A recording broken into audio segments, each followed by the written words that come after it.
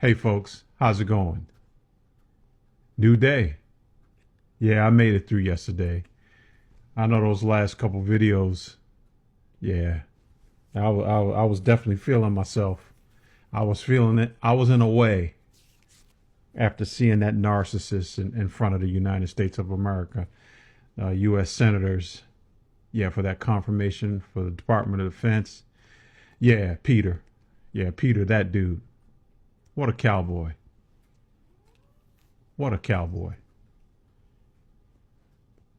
But that's what they want. They want that type of dude. He's like the perfect prototype of what they want, what represents them.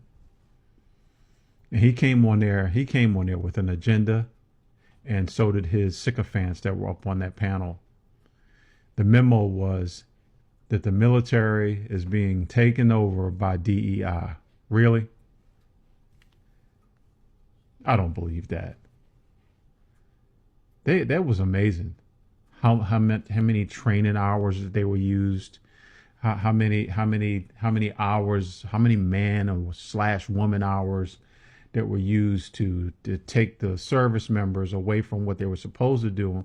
And what's the whole thing about being a lethal, being lethal again? Really? There's that violence. There's that violence again. Yeah, military, we are lethal. Yeah, no question about it. But you think because now that you're saying it out of your face to appeal to your supporters out there, that's making it any more lethal? So now your argument is it's so DEI that now the lethality of the United States Armed Forces is weakened? Y'all are jokes. Y'all think the U.S. citizens are ignorant? Well, some of them are.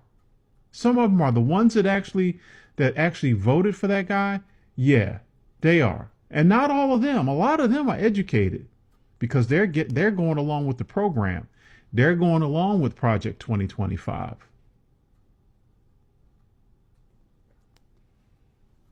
What a joke. It's embarrassing. I'm embarrassed as a veteran. I'm embarrassed because of that dude, that cowboy. Did you see his sycophants sitting up there on the panel, laughing and joking and carrying on like they're on a playground in elementary school? Really spelling military? Did you see the sign behind them? The military was spelled wrong. That just shows you right there what we're dealing with. The type of people that we're dealing with. Ignorant. It's embarrassing. All Republicans should be embarrassed. Embarrassed for the United States of America and embarrassed for what you've done. But I understand. It's a thing. Project 2025 is a thing. It's a plan.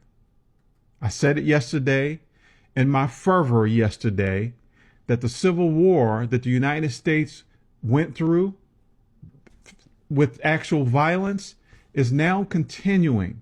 And they think that because they've wiggled their way into the positions that they're in, see what I say, wiggle, like snakes,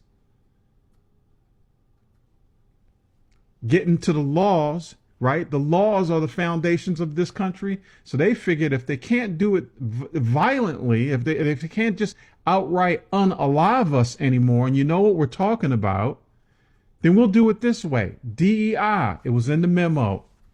Let's attack that. And it doesn't only affect people that look like me, it also affects the women. It also affects folks transgender. It affects anybody that doesn't look like the prototype. That's what the DEI is code for. It's code for if you don't look like Peter, our guy, then you don't belong. So now we are all to believe that the United States Armed Forces that I actually served in, honorably, by the way, I don't have great cases all up in my record.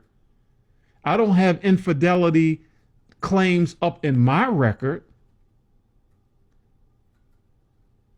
So DEI now is a code word for the armed forces, is the armed forces can only function with people that look like Peter. That's shameful and insulting.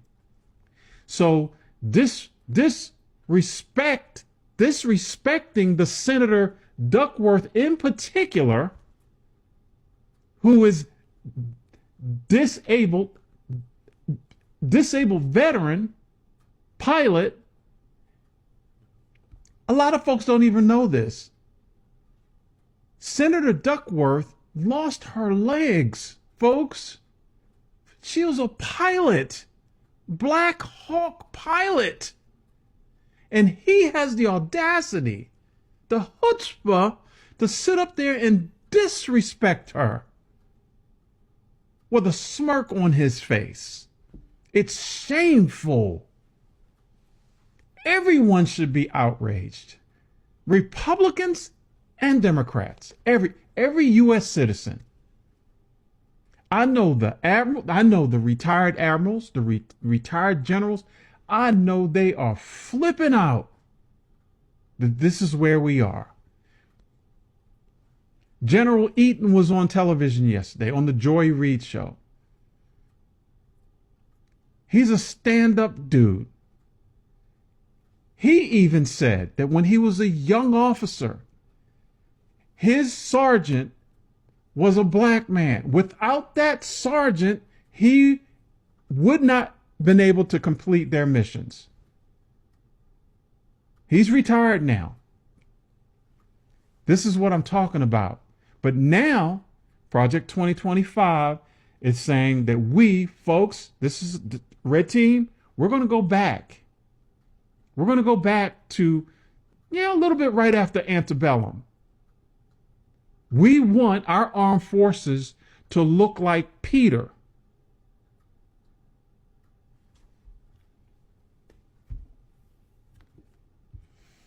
I just had to come on here and say that.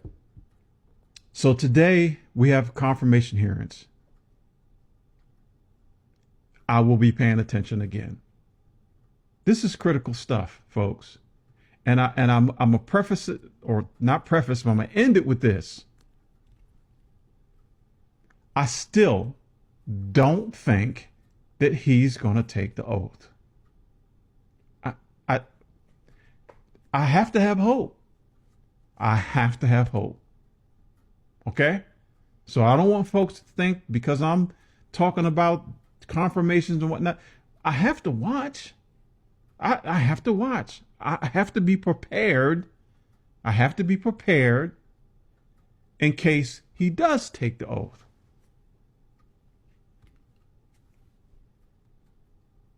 Peter, what a disgrace.